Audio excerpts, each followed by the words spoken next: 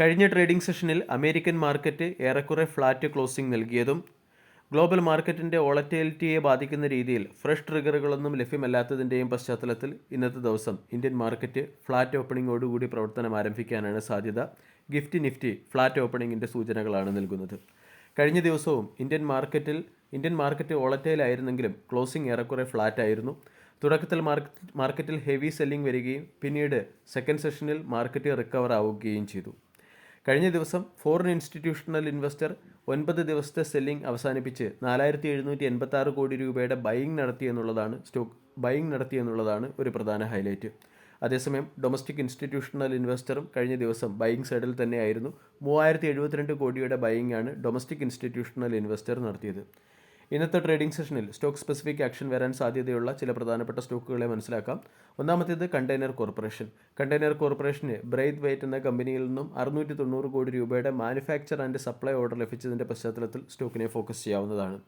PSU സെക്ടറിലെ തന്നെ RVNL എന്ന സ്റ്റോക്കിനെയും ഇന്നത്തെ ട്രേഡിംഗ് സെഷനിൽ ഫോക്കസ് ചെയ്യാം. റെയിൽ ഇൻഫ്രാസ്ട്രക്ചർ ഡെവലപ്മെൻറ്റ് ബോർഡിൽ നിന്നും 554 കോടി രൂപയുടെ ഓർഡർ RVNL എന്ന കമ്പനിക്ക് ലഭിച്ചിട്ടുണ്ട്. ഇറാഡ എന്ന കമ്പനി ഫിനാൻസ് ബിസിനസ് ആരംഭിക്കുന്നതിന് വേണ്ടി ഗുജറാത്തിലെ ഗിഫ്റ്റ് സിറ്റിയിൽ ഇറാഡ എന്ന കമ്പനിയുടെ സബ്സിഡറി കമ്പനിയുടെ രജിസ്ട്രേഷൻ പൂർത്തിയാക്കിയിട്ടുണ്ട്. ഇതിൻ്റെ പശ്ചാത്തലത്തിൽ ഇറാഡ എന്ന സ്റ്റോക്കിനെ ഫോക്കസ് ചെയ്യാം. L&T എന്ന company L&T special steels and heavy forgings എന്ന കമ്പനിയുടെ 26% സ്റ്റേക്കുകൾ ന്യൂക്ലിയർ പവർ കോർപ്പറേഷൻ ഓഫ് ഇന്ത്യയിൽ നിന്നും അക്വയർ ചെയ്തു. ട്രാൻസ്ഫോർമർ ആൻഡ് റെക്ടിഫയർ ഇന്ത്യ എന്ന കമ്പനിക്ക് 166 കോടി രൂപയുടെ ഓർഡർ ഹുയാങ്സാങ് TD എന്ന കമ്പനിയിൽ നിന്നും ലഭിച്ചിട്ടുണ്ട്. പിരാമൽ ഫാർമ എന്ന ഫാർമ സ്റ്റോക്കിനെ ഇന്നത്തെ ട്രേഡിംഗ് സെഷനിൽ ഫോക്കസ് ചെയ്യാവുന്നതാണ്. US FDA ഇൻസ്പെക്ഷനിൽ 6 ഒബ്സർവേഷൻ റിപ്പോർട്ട് ചെയ്തതിൻ്റെ പശ്ചാത്തലത്തിലാണ് സ്റ്റോക്കിനെ ഫോക്കസ് ചെയ്യാവുന്നത്. പൂർവാങ്കര എന്ന കമ്പനി ശോഭ പൂർവാങ്കര ഏവിയേഷൻ എന്ന കമ്പനിയുടെ 37.9 ലക്ഷം ഷെയറുകൾ ശോഭ പ്രോജക്ട്സിൽ നിന്നും അക്വയർ ചെയ്തിട്ടുണ്ട്. അതുപോലെ തന്നെ മഹീന്ദ്ര ലൈഫ് സ്പേസ് എന്ന കമ്പനി മുംബൈ റീഡെവലപ്മെൻറ്റുമായി ബന്ധപ്പെട്ട് ലിവിങ്സ്റ്റോൺ ഇൻഫ്ര എന്ന കമ്പനിയുമായി പാർട്ണർഷിപ്പിൽ സഹകരിക്കാൻ തീരുമാനിച്ചു. ബാങ്ക് ഓഫ് ഇന്ത്യ 2690 കോടി രൂപ പ്രൈവറ്റ് പ്ലേസ്മെൻറ്റ് വഴി ഫണ്ട് റൈസ് ചെയ്യുകയാണ്. അരബിന്ദോ ഫാർമ എന്ന സ്റ്റോക്കിനെയും US FDA ഇൻസ്പെക്ഷൻ്റെ പശ്ചാത്തലത്തിൽ ഫോക്കസ് ചെയ്യാവുന്നതാണ്. അരബിന്ദോ ഫാർമയിൽ 5 ഒബ്സർവേഷനാണ് US FDA ഇൻസ്പെക്ഷനിൽ വന്നിരിക്കുന്നത്.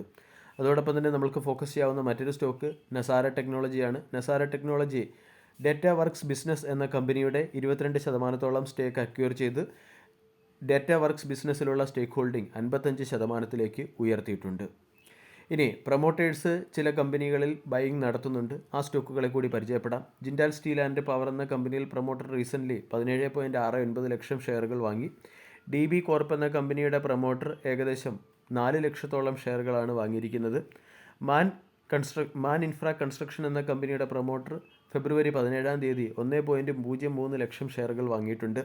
ജെൻസോൾ എഞ്ചിനീയറിംഗിൽ പ്രൊമോട്ടർ 2.15 ലക്ഷം ഷെയറുകൾ സെൽ ചെയ്യുകയാണ് ചെയ്തത്.